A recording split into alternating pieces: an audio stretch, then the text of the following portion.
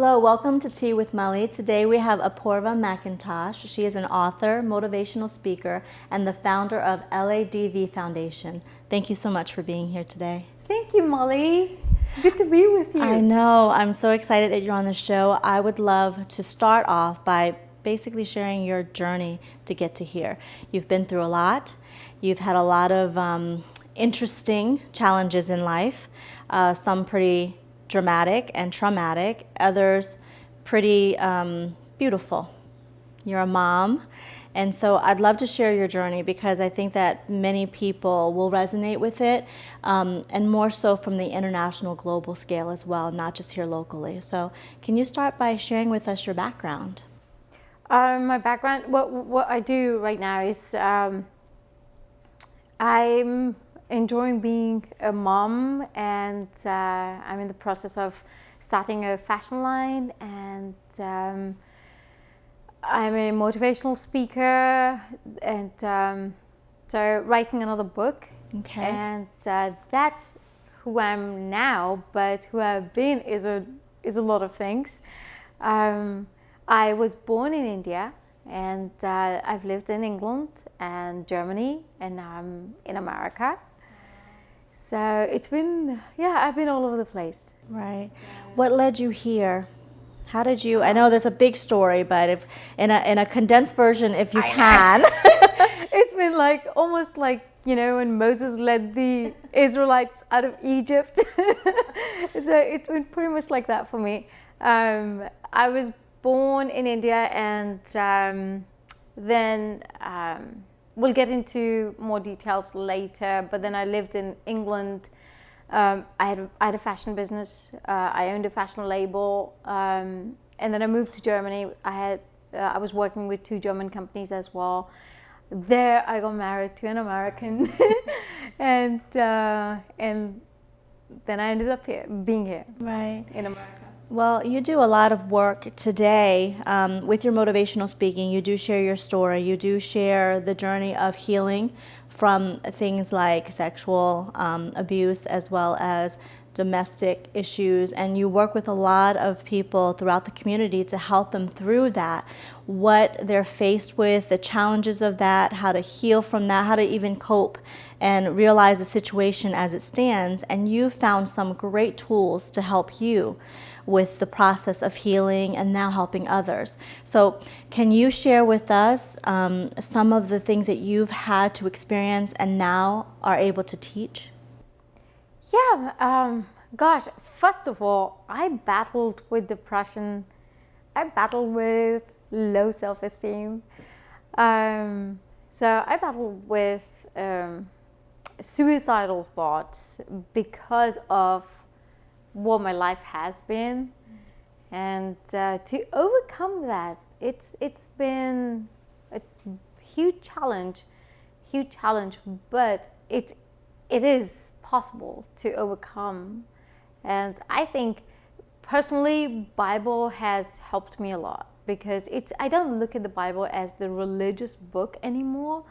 I look at it more as a self-help book. It's just incredible how God, in Isaiah 43, God says, I love you, I made you for my glory. So it doesn't matter how, I used to think that people will judge me like my mom did, and people will think I'm damaged goods. So I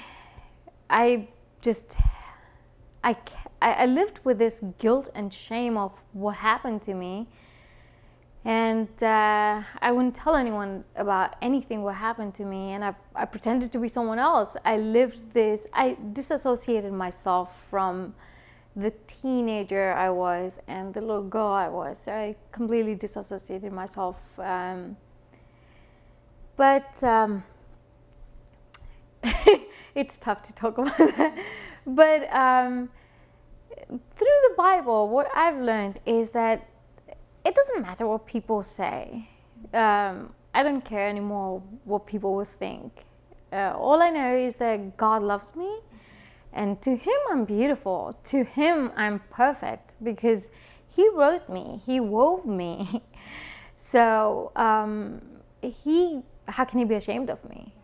So I don't feel ashamed of what happened to me. And I know this is hard to talk about, so you can pause at any time if you feel it's too much. But how comfortable, because I know that prior to you coming on the show, you sent me a set of topics and questions, and you said you were very willing and open to talking about things like human trafficking and share your passion around the work in that area, as well as abuse, as well as being able to really walk people through the process, just like you had to learn to do, and through healing. And so, one of the things that I want to start off by saying is that I commend you.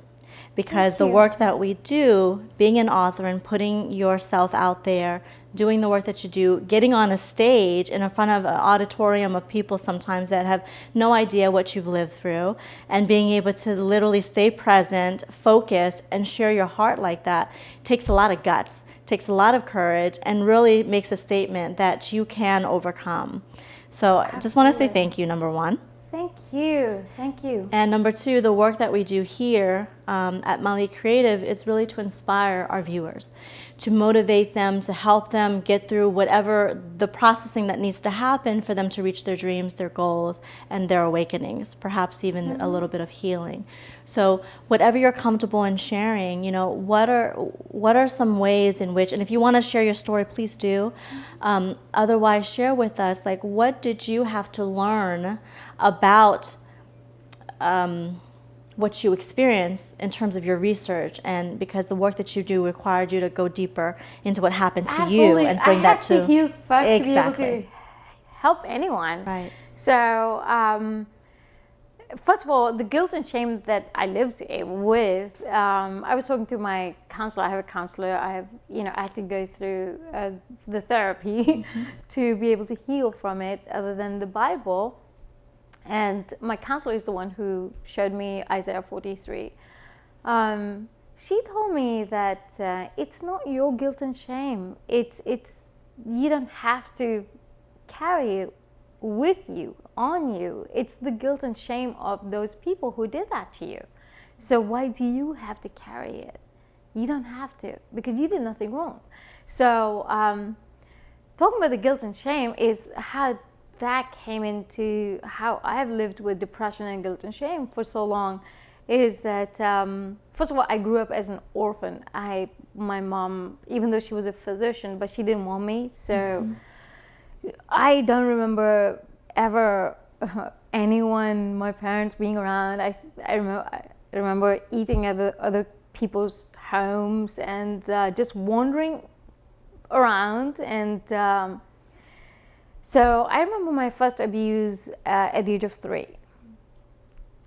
Prior to it, I don't remember anything, but I do remember from the age of 3. And there have been so many incidents throughout my life where my parents were just, there was no one to care for me. Right. So, and then I got kidnapped at the age of 16 and a half. So I was in, oh my gosh, my heart pounds. But anyways,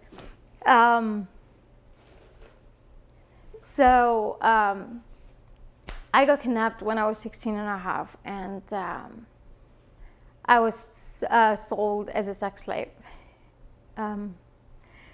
So it was kind of,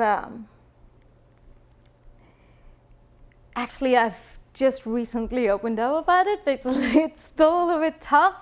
And how, well anyways, so I was sold, and someone asked me, like this lady I met last Saturday, she asked me, so how was it like?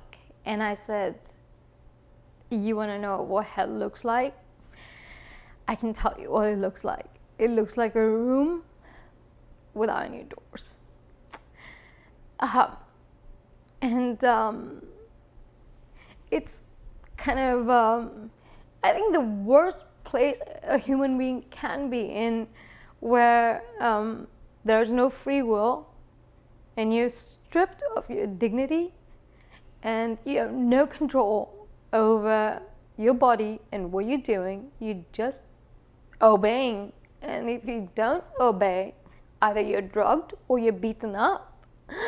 And all I can say is that I was telling my counselor that I don't know what would happen to me if I was still in that place. And she was like, you'd be dead. And I probably would be dead, because there were some really bad people. And then I got rescued by this wonderful family, a man who actually bought me to save me, to rescue me. And they were rich people, so he kept me in one of his bungalows, and then eventually he took me to his parents. And they really loved me. They loved me a lot. And they brought me to some sanity. Their son didn't tell them that he bought me, but he was like, oh, she doesn't have any. He was a doctor. So he didn't tell them that he bought me. So his family didn't know where I came from.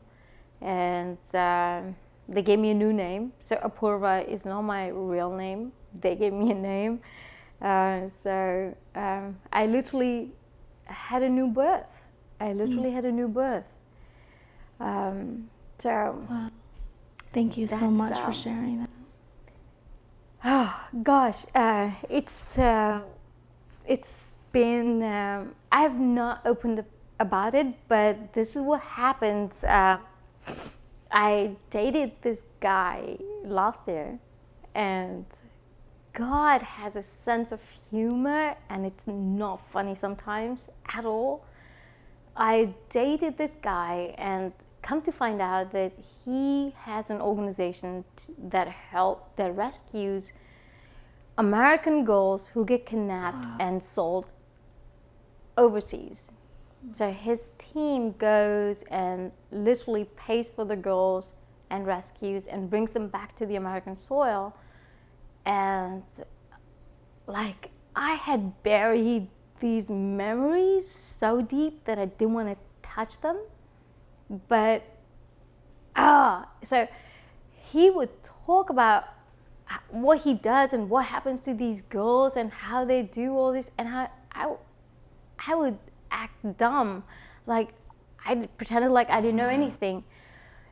It was like literally someone was just like with the nails or something, just digging into my flesh. It was so painful, but I couldn't tell him anything.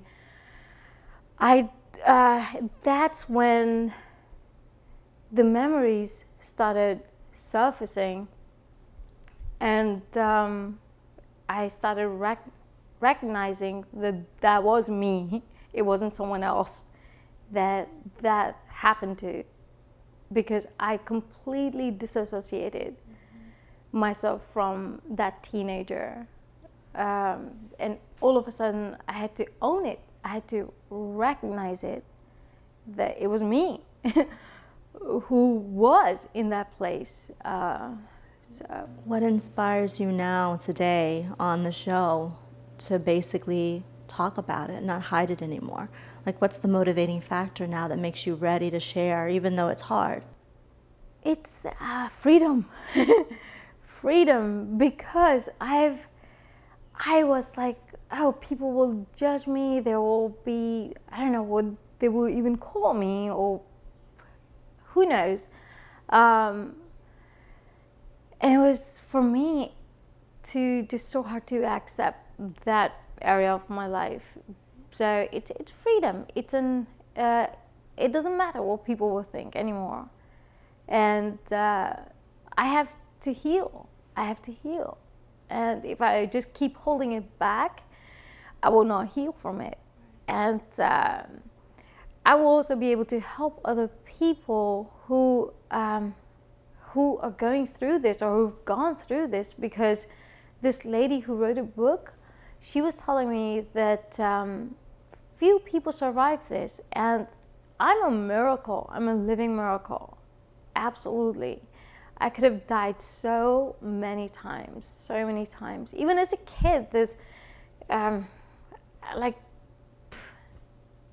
I should probably hate men, but I don't.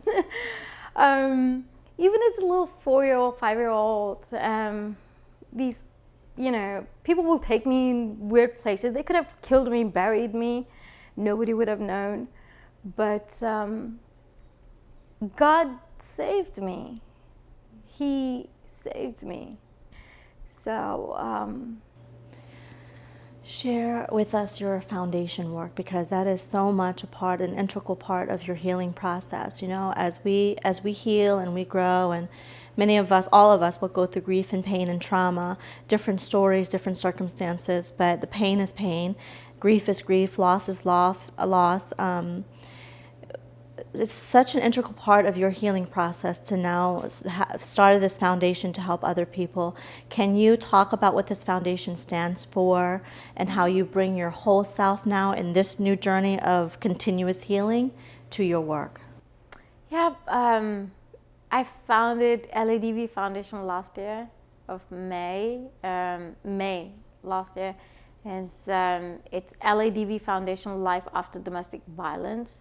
So my life is like, I wrote to you in the email, I wish I had little rainbows and butterflies in my life to talk about, but I don't have a whole lot of them except my little boy. Right. Well, you do. You have life to talk about. I mean, we forget that we process all of the pain that we've gone through, but we forget that we're alive, and we're now doing some really powerful work to help people.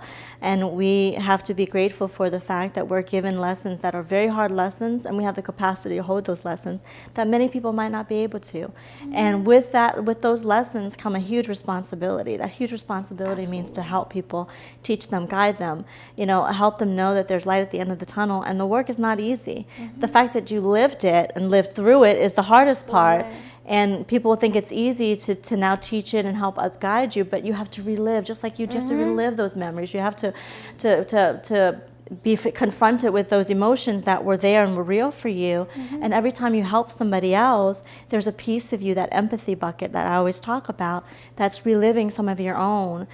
So for the sake of somebody else's healing. It's very much a giving thing when you're helping guide people, especially when you actually dedicate your life and your free time to building an actual foundation to do that. Absolutely. Once I figured out how to get out of depression, oh my gosh, I have battled depression so long. I wanted to kill myself and hang myself or whatever I wanted to do. But once I got out of depression, I was like, oh my gosh, I can help so many people. Because depression is like literally being in this little dark tunnel, and all you see is like tiny little ray of hope, little light, and you just kind of either you give up or you just, kind of dig your nails into the concrete and climb up. So I formed this foundation, LADV Foundation Life After Domestic Violence. I was also in domestic violence after all this drama and abuse. So I got almost killed in my marriage, very sexually, emotionally, in every way abusive. So I formed the foundation to be able to help those women or children also, yes, who have been sexually abused or they've been in domestic violence, because I have so much experience. And I was telling God, can you make me an expert in one area, not everything? Seriously? So with all my experience, I can empathize with them. I can feel their pain. I've been able to get out of domestic abuse. I've been able to survive the human trafficking. I can help really understand and be in their shoes and know how they feel, where there's no self-esteem. There's just, you just judge yourself before people judge you. You judge yourself constantly that I'm broken. I'm damaged, I'm worth nothing because all this crap happened to me. So building the self-esteem and saying that I'm okay, bad things happen to me, but body can go through hell, but the soul belongs to God, and the soul is still intact, and it's beautiful, and God loves me. So it's just, I want to help people build their lives and self-esteem and see themselves as beautiful people, no matter what happens to them in life. So share what type of programs you offer, and I know that you host lots of events to fundraise, so I want to make sure that we promote that, because it's really important that causes like yours get the support that they need, because it's a big job. And people forget that when it doesn't happen immediately in your sphere of influence, everyone is connected and we're all interconnected, and it could easily happen to any one of us at any time, or our children. And so I'd love to learn more about how you're fundraising, helping bring more awareness to the foundation and to the work that you and your foundation does. So share some programs that you did recently that were successful. I created programs based off of my knowledge, my experiences. So they're about building the self-esteem. We have programs. I've gotten coaches to help me out with the classes. So I have coaches for I'm the one who does the self-esteem building workshop, but I have the coach. I have a coach for image consult. She's an image consultant, so she does the image, outer image, and you look good, you feel good, sort of a thing. Then I have a executive coach, and she teaches the leadership skills to just build confidence. So she does that, and we have people who help with the resumes.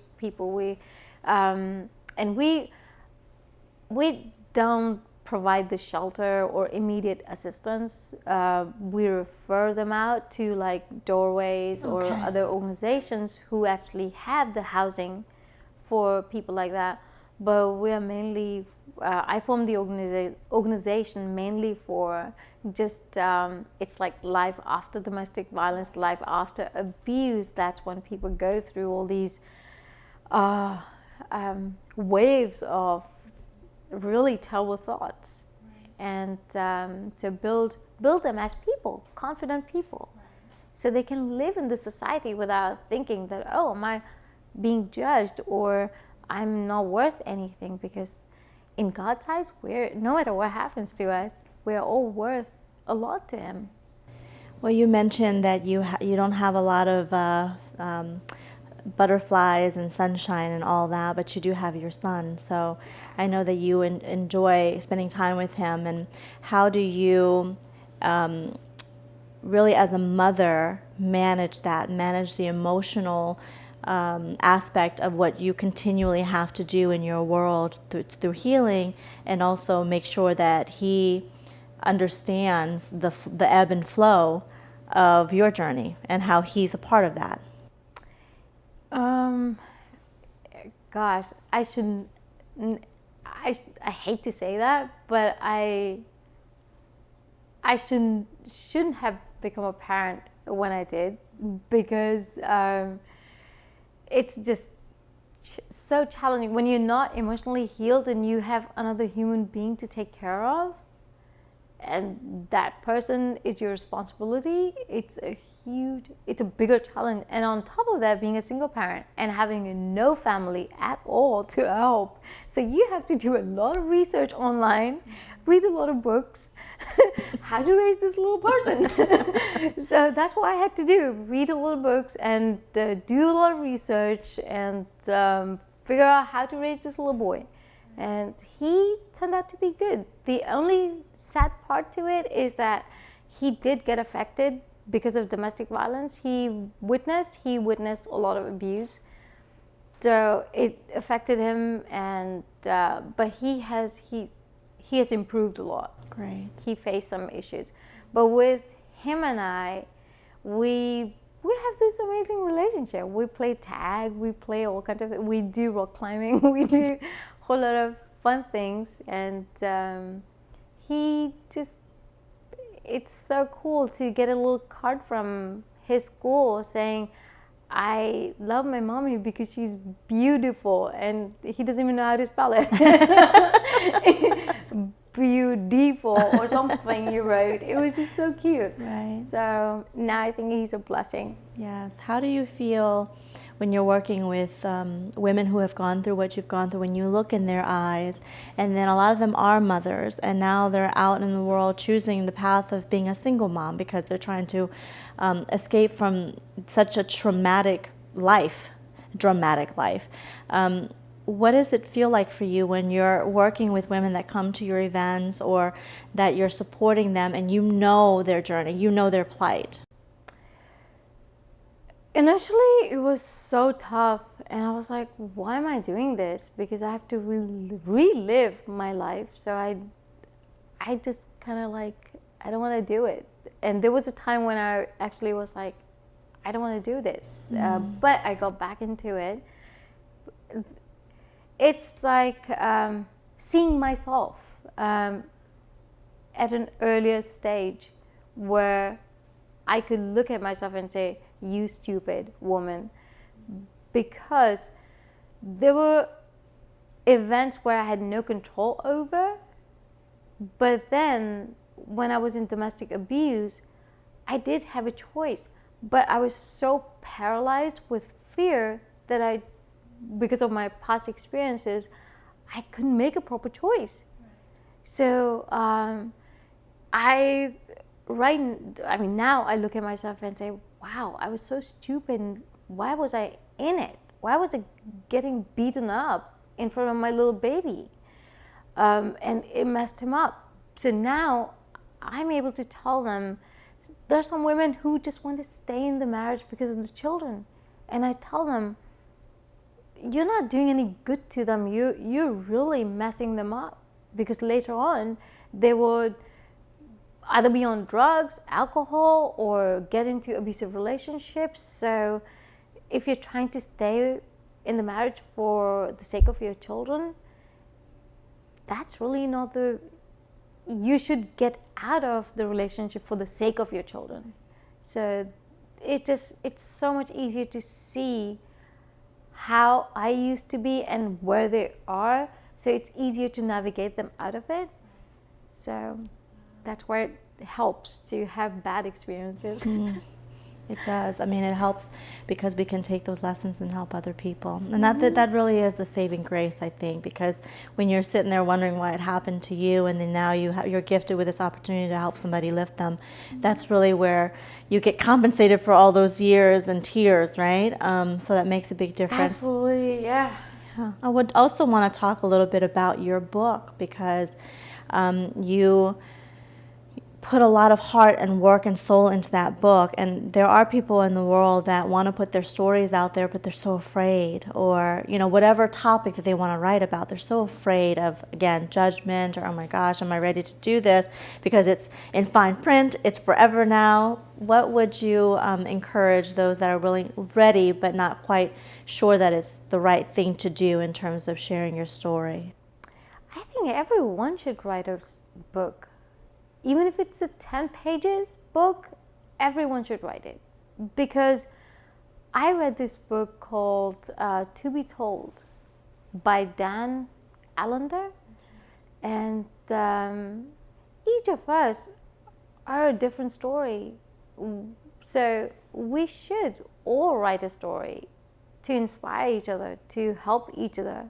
Because our experiences can help other people. Maybe they're not in a place where they have this moment of maybe the counselor or the Bible or whatever the circumstances are. Maybe they don't have this advantage of what you have. And when you write it, you're giving it to them so they can get help through the book. And you just never know. It's amazing. You can listen to any small thing and it can help inspire you instantly. So did I have a fear of being judged? Absolutely. I was scared that what are people going to say? And this gentleman actually, he commented, he sent me a message saying, gosh, you've had so much drama in your life. I hope things are better now. And I wrote back to him saying that I used to think of it as a drama too, but now I just think of it as a story of grace and mercy of God, because that's who I am. I'm just a story of God's grace and mercy, because I'm not only I'm alive, but I'm also mentally okay. Emotionally, yeah, I struggled, but I'm healthy and I'm alive and I'm mentally okay. So I don't see it as a drama anymore. But yeah, you people, and then there's actually, that's beautiful. This lady has been following me for so long. She read both of my books and watched all the videos, and she's like, you're an inspiration to me. I went through domestic abuse and I was shattered, but your story helped me. So just put it out there. If someone is going to judge, they're going to judge no matter what. But it's I would recommend for everyone. And we talk a lot about, in the work that I do and also on the show, about what we do it for and our motivating factor, that whatever we choose to do in terms of pursuing our greatest gifts and putting it out there, it's really when you're ready to kind of step up and say, it's not just for me and my ego and it feels good and I make money or whatever. When you wake up every day feeling like the work that you do is for a true purpose, there's a calling, there's a reason why you want to inspire the world, there's a reason why you want to help others heal. When you can own that, own your story, and owning your story is not always pretty. Owning your story means telling yourself the truth first before you tell the truth to the world. That's right. It's awful. It's awful to go through that. know. It's awful, but you can't get to the other side of freedom without muddling through all the stuff that you've buried, because you'll never be free if you don't clear out, if you don't allow yourself to really be honest with what took place, so that now you can really just own it, accept it, claim it, and then move forward. And usually people think that move forwarding with healing is a journey that they have to do alone. You have to physically, mentally, and emotionally process it on your own. But there's a tribe, a community of people that have experienced something else, a step further ahead from you, ones that are coming, behind, and we get to play a role in that massive community to work toward healing and lightness. And what you said, instead of making those little tiny spark of hope, like widening up that gap and bringing more light in. True, but there's a problem with that. That people like me, people who've been in, especially in sex trafficking, where it's just inhuman, or domestic abuse, or just abuse. They close themselves. So even though there's a community available, there are people out there to help, but it's hard to just get out of themselves. That they close doors because it's for so many fears and shame or whatever. But and that's why it's just, I can so understand how they feel, and that's why I can just put my hand on their shoulder and say, it's going to be okay. I know it's bad. I know. I wish I had a better story. I told God that, why would you give me this totally sucky story? Why can't you give me a better story?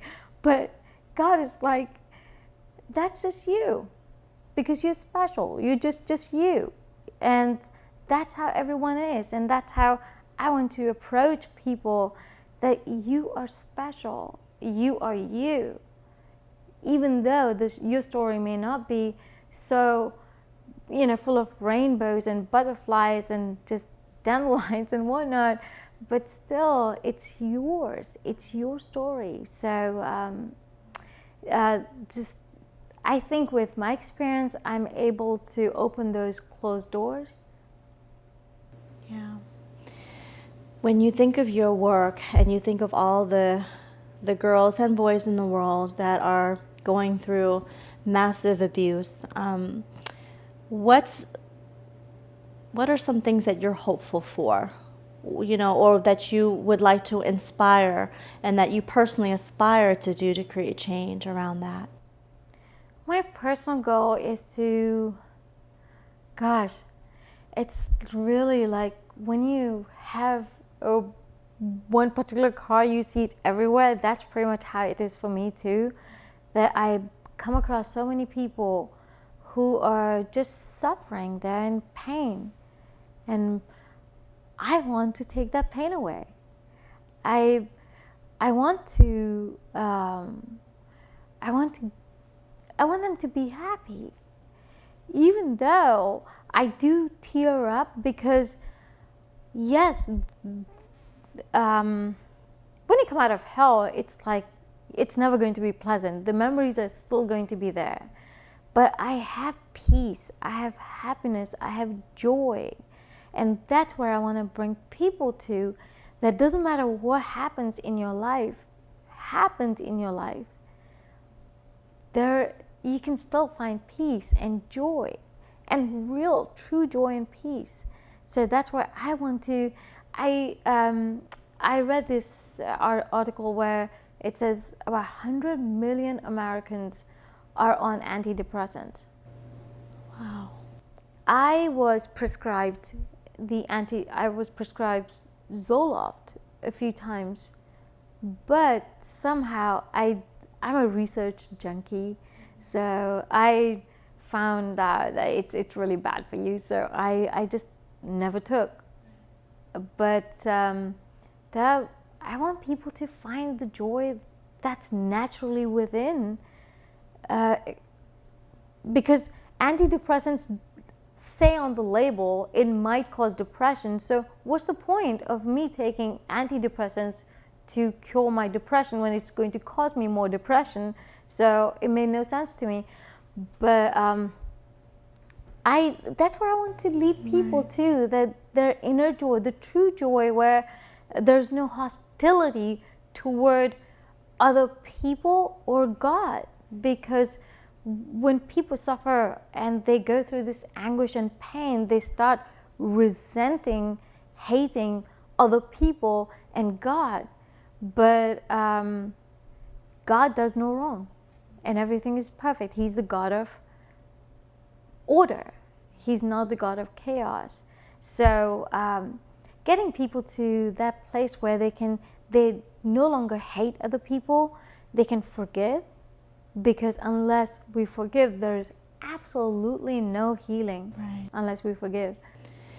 Which leads me to ask the question, what are some of the rituals that, talked about wanting to do this naturally? Because it is such a journey to forgive, especially when you're mad at God and the universe and all the things that you can't touch and feel, and you can't go in and cut down a tree if you're mad at that tree. What are some of the natural rituals or remedies that help you? Because that's really important. A lot of people don't know that they can self-heal, and that you can use your own physical body, your energy, your mind, your heart, all of that, the community to help you. And that doesn't mean that we're condoning all kinds of people dropping medication. It's just that we have ownership. We can take ownership on and have a responsibility to help ourselves. Absolutely. So can you share some tips? Yeah, absolutely. I read this quote somewhere, I don't know where, but it said the kind of music you listen to, if whatever kind of music you listen to, it changes your thoughts. So I would definitely, I listen to a lot of Christian music nowadays. If not Christian music, then I listen to opera, romantic opera, or soothing music with good lyrics. So what it does, it subliminally, it just kind of gives you positive, even though it's music, you're enjoying it, but still gives you positive messages. So that, and reading some really good material. I read some good books, and especially To Be Told by Dan Allender. I know he didn't pay me to pitch for him, but it's a really good book.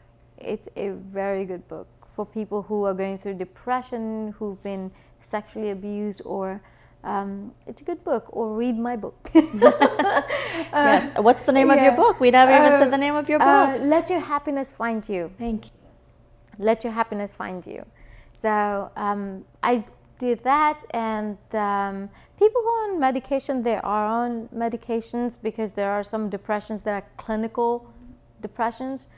But other than that, just people, reach out to people.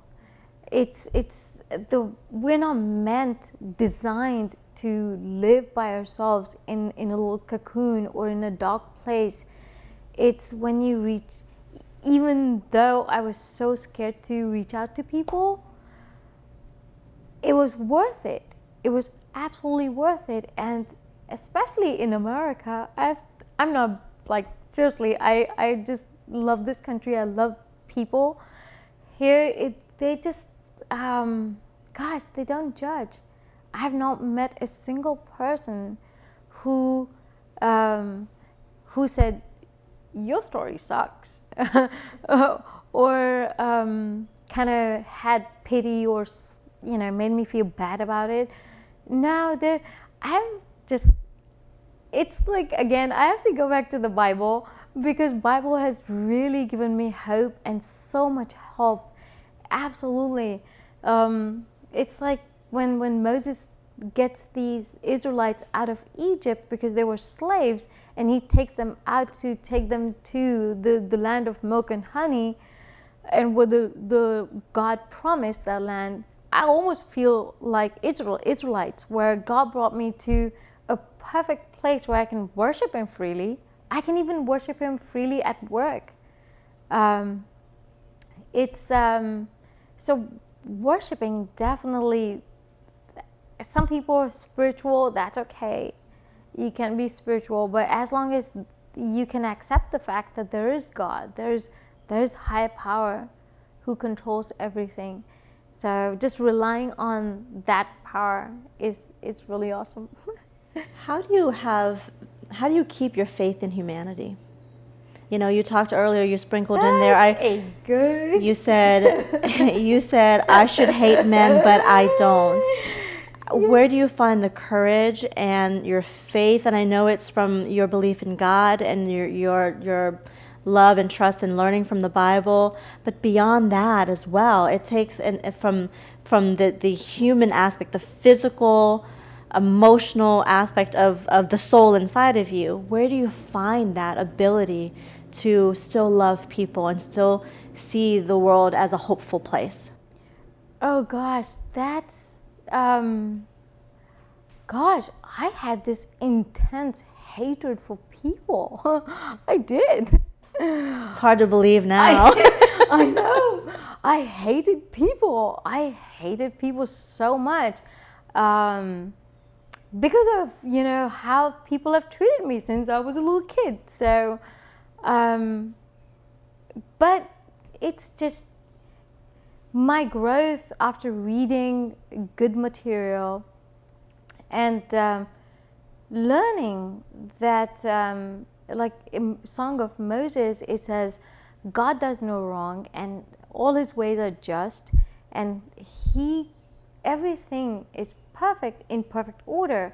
So it makes you angry at first, and then you go deeper into it, and then you realize that everything is by God's design. Nothing is out of order. I just had to live the life I had to live to fulfill my purpose, to be able to help people later on in my life. And how can I get mad at other children of God? Because if I believe in God, and I believe that God created everyone, and God is a God of justice and mercy and grace, how can I get mad at other children of God? They played their role. they did what they were supposed to do. Because if God created all the happy and rich people and healthy people, will we need God at all? We probably won't.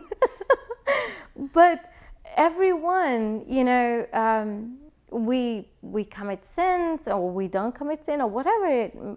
Everyone plays a role in God's kingdom. So who can you get mad at?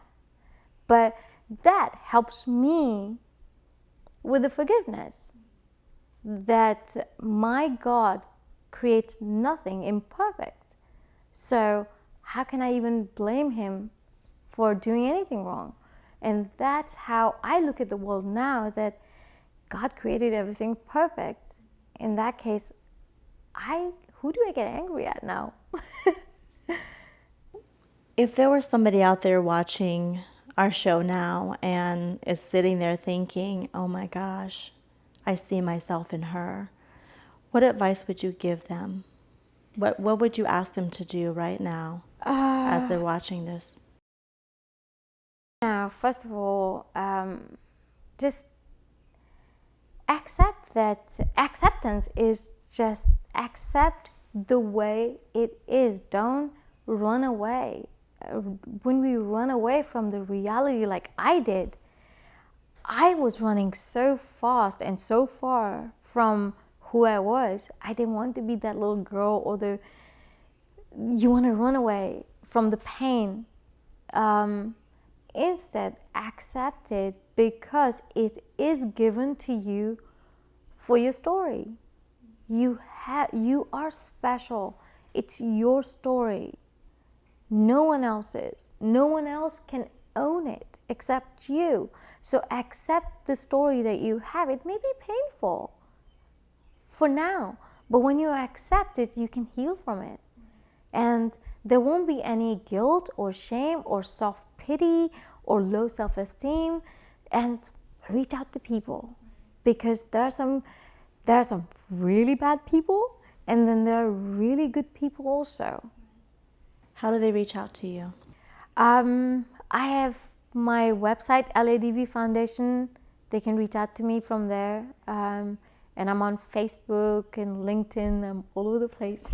So they can reach out to me, and I'm absolutely available to walk people through and help them no matter where they are in their journey. Right.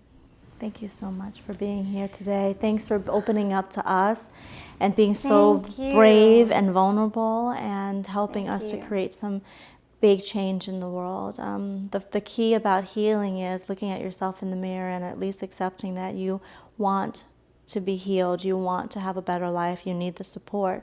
And the second step is to be courageous enough to put ego and pride aside, which we talked about earlier, and say, I actually need help.